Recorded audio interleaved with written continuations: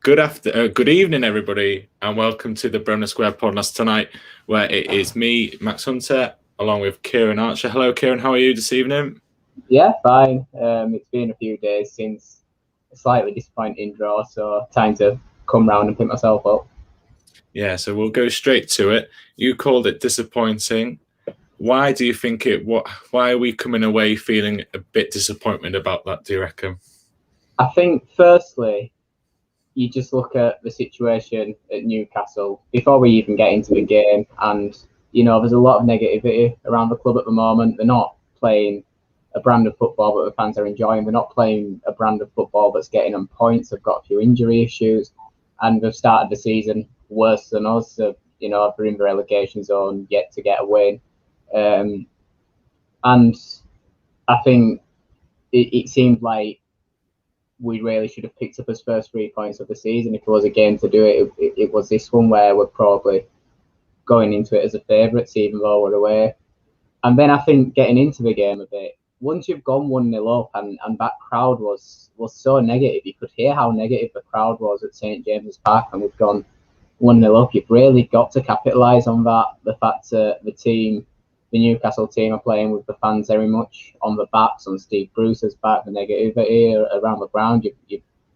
And we've almost capitalised on that. We started that first half really well. After the goal, which I'm sure we'll get onto the brilliance of the goal, we could have maybe got a second quite quickly, a couple of good chances. And I think if you get the second, it seems weird to say, half an hour or so into the first half, but I think the game is pretty much put to bed. But Newcastle having that one threat in Alan St Maximin, surely you can work out how to minimise that. I know he's a fantastic player, he's a lovely player to watch, but it's literally all they had on the pitch, and you can surely minimise that, but we haven't. We've let him run riot all night and get the equaliser, and honestly, I thought we couldn't have felt aggrieved if Newcastle nicked it, even though we were slightly the better team. We gave them a few good chances. Meliers had to make a brilliant save.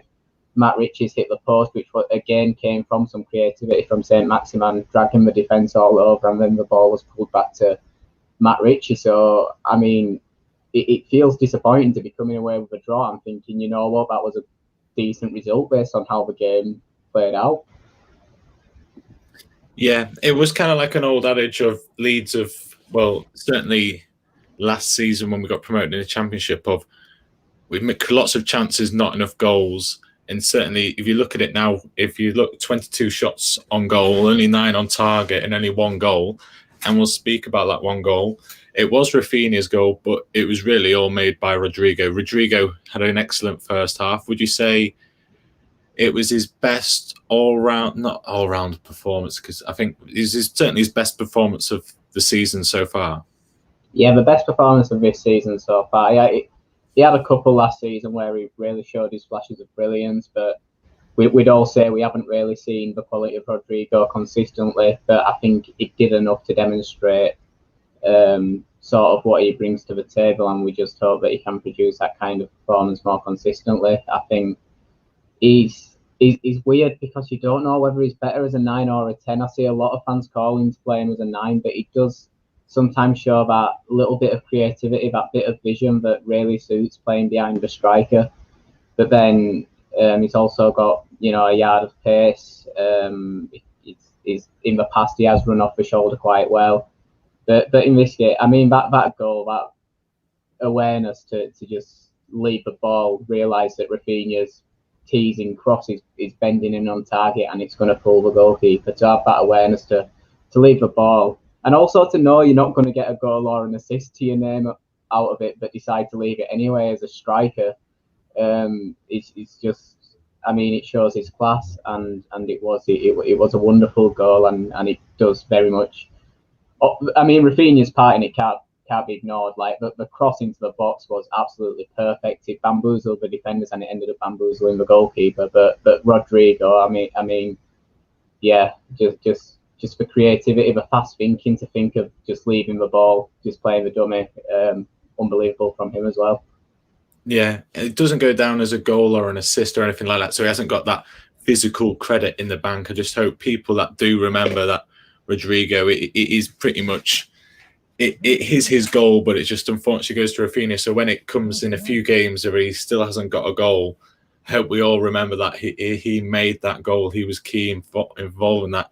But hopefully he goes up against Fulham. I reckon he'll play against Fulham tomorrow night. Maybe Bamford will get given a rest, and it may be like Crew where Rodrigo and Roberts are given like a go forward. But we'll talk about the Fulham game. I think maybe this game on Friday night was probably the most effect fans had on a team since coming back. And talk about the Newcastle fans having the effect on the Newcastle team. You spoke about it earlier that it was really negative. I could hear it coming through on the radio that it was pretty much poison. But the fans realised it was a good game of football. It was very much like a basketball game. And the fans got behind the team, and then the team sort of, Newcastle started to click, and it started to work in a sense of they managed to stay in the game, get the goal, and keep control of it. Not control of it, but just stay in the game for the entire game. Would you agree with that? Yeah, I'd say that that's why I thought we really should have capitalised while the atmosphere was negative, and just compound that misery. Because as soon as they got that goal back and were involved in a decent game and they're playing some good football themselves, then the whole atmosphere's just absolutely changed, and it has lifted them. Newcastle, we've got great fans. We've got fans that have been frustrated for years with the ownership of the club, with certain decisions, with the football we're watching. But we've got a huge fan base. That's why we fill out a stadium the size of St James's Park, and when it is rocking, it can be a really good atmosphere. And when we get behind them, it did raise the game. I mean, Alan St Maximin plays a big part in that, because I know he's really connected to the fans. He's always having a laugh with them on Twitter. And then when he's producing it on the pitch as well, they absolutely love him. And, it definitely motivated him and other players who's quite often maligned by Newcastle fans. I thought Joe Linton really did quite well, even though I've always thought he's a terrible footballer. Miguel Almiron showed some danger as well. So it seemed to lift the whole team when the fans actually decided, when the atmosphere changed from poison to positivity. It did change the way Newcastle played, and they had some great intensity as well. Yeah, Michael Brown here saying that either team created enough chances to win the game. I've got the stat here. Newcastle had 17 and we had 22. So that's quick maths of 39 shots. I think that's the most. It's definitely the most this season. And it's a surprising only one goal each. Meslier made some good saves and kept us in it. One disappointing factor of the game was Luke Ayling. Now, we haven't heard anything from it out of Leeds since regarding his injury. I think tomorrow night it'll be too soon. So I assume you reckon Shackleton will be playing at right back tomorrow night? Yeah, that seems like the obvious choice. He's filled in there very often. I think the biggest concern with Luke Ayling isn't the right back berth, it's actually the centre back berth, because with Koch and Llorente both out, he's really the only cover we've got there that isn't a child, pretty much. I know Charlie Creswell has been really impressive for the under-23s, and a lot would maybe like to see him given some game time, but I think I trust Bielsa's judgment on when these under-23s are ready, and his hand might end up being forced if this is quite serious with Luke Ayling, and Koch and Llorente are still out, Strauch as well with his suspension, and he might have to play him before he feels he's ready, and I really don't think that's an ideal situation. Yeah. So Ayling's gone. Cooper's going to have to play tomorrow night. Who do you reckon? What do you think? Maybe even Phillips, do you reckon, could be a centre-half option, or is he just too valuable not to be in the holding midfielder role? Because he did drop that towards the end of the game. Yeah, I think if Bielsa feels in his heart of hearts that Charlie Creswell isn't ready for first-team football and he doesn't want to expose him to that yet, then he's just going to have to drop Calvin Phillips back. I mean, that is a massive shame for us, because although he can fulfil that position really well, we do lose him in defensive midfield, and that is a big miss. So I'm not sure which situation I prefer, whether, this young lad with no first team experience to come in and we keep Calvin in his berth where he does so well, or Calvin to drop back but we lose him in that position. I don't know what the ideal situation is, and that's not for me to work out, thankfully. But yeah, I do definitely see Phillips at centre back as an option. Yeah, so just going back to the game, just remembered one little piece of that was game changing, the Dan James penalty appeal. Now, a couple of weeks ago, we would have told this man to get up and stop being pathetic. And now we're saying, well done, Dan. You won us a foul there normally. But Mike Dean say it that way. What do you think Mike Dean saw? I don't know what Mike Dean saw. I can tell you, I saw something today that said Mike Dean thought Dan James ran into the Newcastle player. Right, I don't get that at all. How about, I think better phrase is, Dan James ran underneath the Newcastle player's foot. I think maybe that's what he's trying to say. Yeah, I think it's an absolute stonewall penalty. Is it again? Is it with a challenge? Joe Willock, isn't it? Joe Willock. He so clearly sticks his leg in and obstructs that run from Dan James. So I really don't get how you can see anything other than that. And I do like that your attention here has been on Mike Dean's, what he's seen as the on-field official, because he's right under it and he should pick that up in real time. And yeah, okay, VAR should also intervene, but we don't even need VAR as part of the conversation here, because Mike Dean should have seen what happened. But as I've brought up VAR, I don't know how that hasn't overturned it. It just seems ridiculous. There was a few this weekend that I think went awry and VAR didn't pick up on them, but I can't remember, certainly in the last week, where VAR hasn't been used correctly. Mike Dean, let's just talk about Mike Dean, because he's the most well-known referee, the most, I don't know, loved and hated depending on which team if it's your team he's refereeing. He didn't have a great game. I think there was 2 Newcastle high boots for sure that I think only one got picked up on, and he stopped a Newcastle attack. So what can you do really when your referee's not having a great game, eh? I think for me, even as a Leeds fan, I'd say that the most criminal one, actually no, the Dan James penalty is very criminal as well, but just standing in the way of the Newcastle attack, and right where the player's running onto it. It might have been Joe Willock again, actually, off the top of my head, I'm not sure, to sort of made release that strike, or he ends up spreading the ball out wide, doesn't he? But he says that's because Mike Dean's in his way.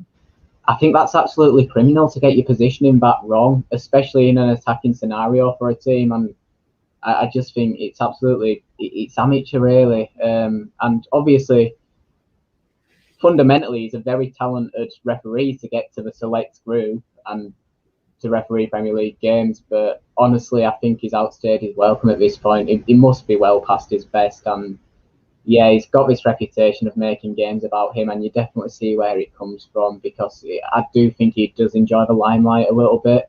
Oh, he definitely enjoys the limelight, because I'm watching Ted Lasso, and in the latest 1 or 2 episodes, Mike Dean's in it. He's in it for a good 5 minutes. He makes sure he gets his line, and when he picks the ball off the podium, he makes sure everybody's looking at him.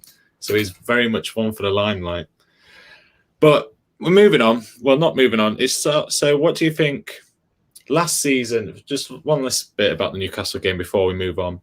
Last season, everybody was loving Leeds and the way it moves. And now we're seeing the opposite of that, where the results aren't going and a bit more criticism is coming in, and a few refereeing coming to speak in the end of last season, and a few refereeing decisions are coming this way.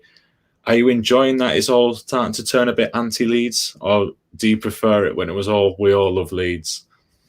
Are you talking from like other fans here, or? Yeah, because so you see, things aren't going our way necessarily, and everybody's now they've left the bandwagon. It's just the Leeds fans back on it now, instead of the ones that were last season. We were getting fans from all over the place, but now it just seems to be, because we're now at 4 from bottom, you're starting to find the thick see the ones that like to stick with it through the thick and thin. And is that an enjoyable, or would you like to have a few more wins and a few more fake fans around the club? Yeah, I mean, I think the better the team's performing, the better it is for the whole club, really. And it's very frustrating at times as someone who was a season ticket holder in the Cellino era days, where I'm turning up to watch. Leeds versus Bournemouth on a cold Tuesday night in the Championship. There's about 18,000 fans in the stadium, and it's just miserable. We somehow get a win, but it's you don't feel anything because the situation is just so dire, and it lifts you from 17th to 15th. I don't miss those days. I do miss being in Elland Road more often, but I don't miss those days, and I like that Elland Road is full all the time, even if it means I don't get a ticket. I mean, if it's fans that are sort of fickle over wins and stop being fans when you lose, okay, you're better without them. But you're also better when the club's selling merchandise and all that, because that's the way with modern football. But the more they're appealing to the masses, the more money they're making, the more they can maybe invest on the team.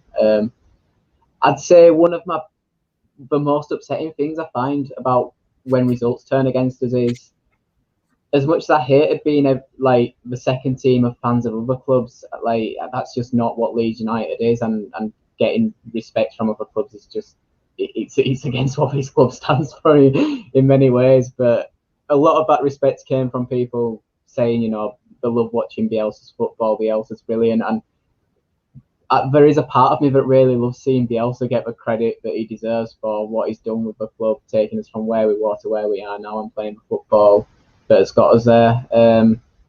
But now you see those kind of tweets like, "Oh, Bielsa gets praised for setting up his team to get battered every week," and I don't think that's a fair analysis at all, considering the players he's got at his disposal and where they were a few years ago, finishing 13th, 14th in the Championship. So I do like it when people recognise Bielsa for his work, but I don't like it when they like Leeds. Yeah. So you just mentioned players at disposal. Now he has a lack of disposal. Michael Brown's pointed out the key man, Liam Cooper. He's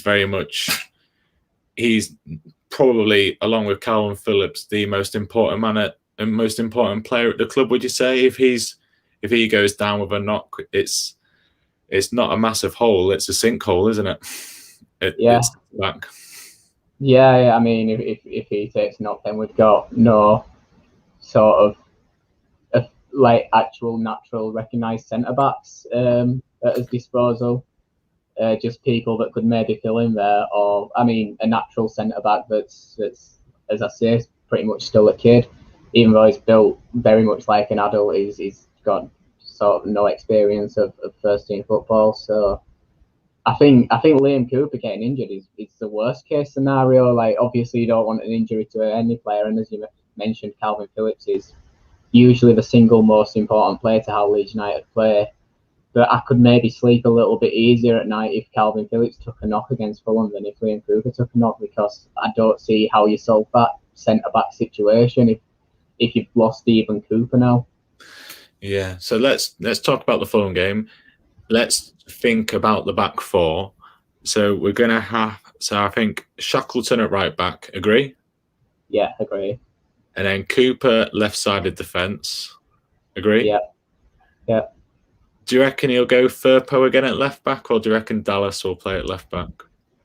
Both of those players are first teamers, so it's maybe who he sees as needing a rest and who he sees as needing minutes. I think if that is the case, he'd maybe give Firpo the run out, because I think Firpo's still. I think he's showing flashes, but I think he's still taking his time to adapt. He still hasn't got fully into his flow, so I think maybe Bielsa might see Firpo as needing just a few more minutes. He has got that quality. Quick question: does Alioski find Rafinha for that chance just before the half-time break when eventually Firpo puts it over the bar? I don't get any yearning for Alioski at all. We've got to remember he was extremely inconsistent with his shooting, with his crosses. No, that's what I'm trying to say. That's what I'm saying is I don't think Alioski finds that ball, whereas Firpo does. No, he doesn't find the ball. Maybe at the end of the chance, when it He comes puts back away to the chance. Virgo, he finds the net. But then that doesn't even come if he doesn't find that ball to Rafinha in the first place.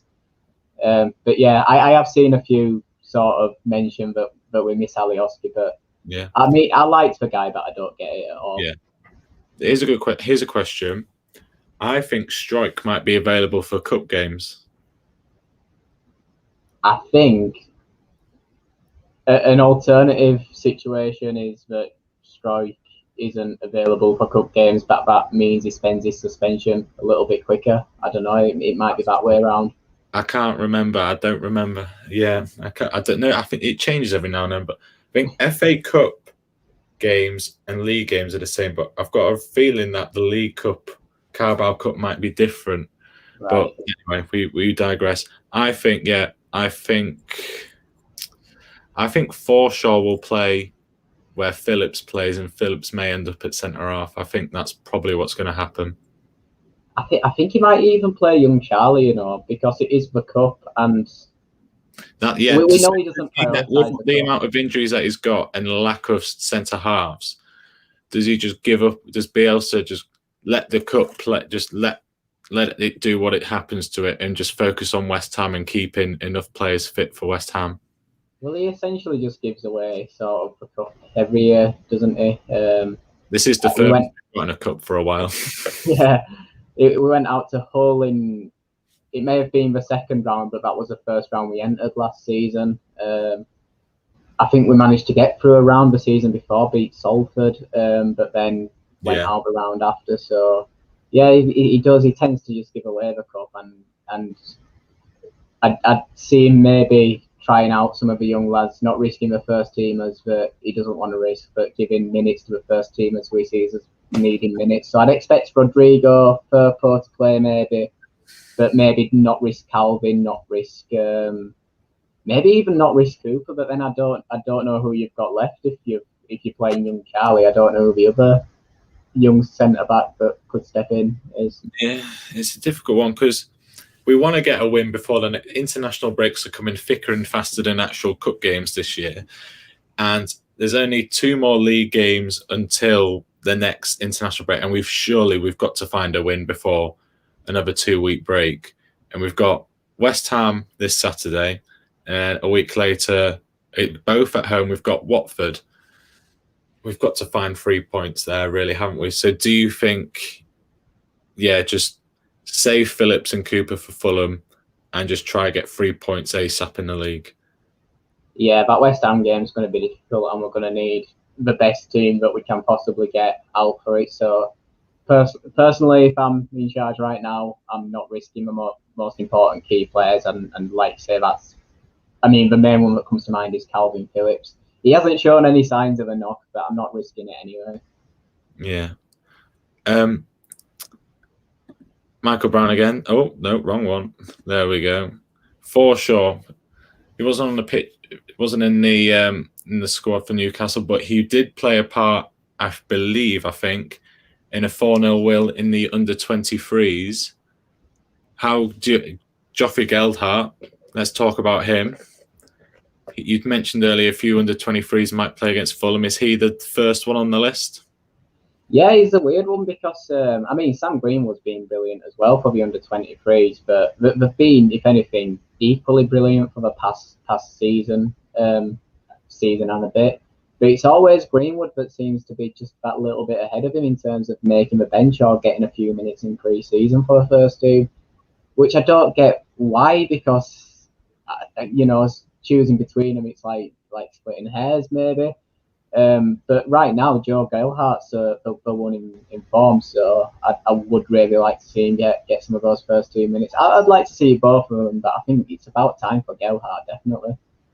Yeah, Bielsa, he said with Robbie Gotts in that season where he was on the bench, was it around 35 times in a row, and he didn't get on. He says, it's not emotional, it's practical, isn't it? And Robbie eventually got his go against Arsenal, which it may have been a little bit more emotional or personal at that one because it's an FA Cup game and whatnot. But you agree that Greenwood, what I'm trying to say here, Greenwood's position has been easier for him to get into rather than Gelhardt's position. Would you agree? I thought they played similar positions. I thought we're both kind of strikers, but kind of stuck behind the striker. I see Greenwood as a more natural, more of a leading number 9 than Gelhardt, and he's more behind and on the wing in the first team. So perhaps when he's drawn in last season, Rodrigo had his injuries and Bamford needing a rest, and then Tyler Roberts wasn't pulling up any trees to lead the line. So I think that was where Greenwood slipped in ahead of Gelhardt, where he already had Harrison, Rafinha, Costa and Poveda in patches. So that's where, but this season it might be different because, you know, we've got 3, what would you say, your first team wingers, and Somerville's just sort of, he's in that in between, and you probably say he is the 4th choice winger, therefore he's going to be in the first team squad more often. Gelhardt, yeah, I think he'll play. I think he'll play against Fulham, and I think that I don't think we win because I think Mitrovic will find a way through our broken defence and put one past us. What do you think is going to happen against Fulham? I think the only way we win is if Fulham decide to rotate a little bit as well. I think if we've got a semi-rotated team against a full-strength Fulham, I think Fulham probably come away with the win. Do you reckon... where am I going here? Sorry. Do you reckon Klesen gets a going goal? Yeah, probably so. We do tend to do cup goalkeepers, don't we? I think thinking back to that Arsenal game in the FA Cup a couple of seasons back that we already mentioned, that was Mellier's first appearance, wasn't it? Because Kiko Casilla was the first choice goalkeeper before he was banned for the incident of racism in the Charlton game earlier that season. So, we do tend to do cup goalkeepers. Bielsa said that he felt the team needed more minutes against Crewe, didn't he? Which is why he played pretty much a full-strength team. But if we go back to his usual cup thing, then I do see Klaassen coming in. Yeah, and then so in Fulham, in London for Fulham, that curse still hanging over us. Let's put some hard predictions down. I think Fulham will want to put a statement out, and I think they'll play a good team. So I reckon it will be a 2-1 win to Fulham with a youthful Leeds United. I'm going to be really boring now because 2-1 Fulham was the first thing that popped into my head as well. So I think I'm going to say Forshaw's going to get one. I'm going to say it's going to be a corner, it's going to be a scrappy, and he's going to be in that little floating around that D, and he's just going to ping one in like scissor, and it's going to sort of curl into the top corner, and it's going to be absolutely amazing, and it'll be a great memory, but it won't mean anything because we'll lose. I'll say we'll remember it. Bielsa gives Rodrigo some minutes at number 9, and he manages to find the back of the net, but we fall to a Mitrovic header from a corner and a Mitrovic penalty. But I don't know. We'll say Junior Firpo gives it away. Yeah, we know that the curse has been lifted, but can lightning strike twice? I think with a youthful Leeds United that we've kind of predicted, and maybe with a bit of a hole. Who knows? Maybe even Cody Drama makes a little thing at right back, or he could play a back three of. It could even be a back three of Cooper, Creswell, and Drama, because he's played more defence than Shackleton, and you never know what's going to happen. McKinstry, he is a name that's suddenly come back onto the bench at Newcastle. He might have a game, and he sort of disappeared and came back recently. Who knows what's going to happen? That's the beauty of football, I suppose. Kieran, do you have any other news, Leeds United relevant news you'd like to talk about? Oh, I feel a bit on the spot here. Over to you, Kieran. What have you got? Anything? Off the top of my head, no. Just the fact that we're going to turn this bit of form around, and the European challenge is still on. That's all I've got to say. Well, let's have a look at what's it? 8th place is like the conference place, is it, or is it 7th still? 7th still. Seventh is 9 points, and we're only 6 points off Europe. So I think that's a good place. That's a good positive to lead it on. It's 2 wins, and Spurs didn't play well at the weekend, so I think we're still in touching distance of Europe. And we've got more points than Norwich. Haven't got any points. So that's also a benefit. So we're not the only ones going badly, right? That's all. That's all from me. Kieran, you've said you're positive of Europe. I can't think of anything more to say, so we'll finish there. Cheers. Thank you very much for listening to the Bremner Square podcast. We'll be back this weekend to review the Fulham game and then the West Ham game. And see you later, guys.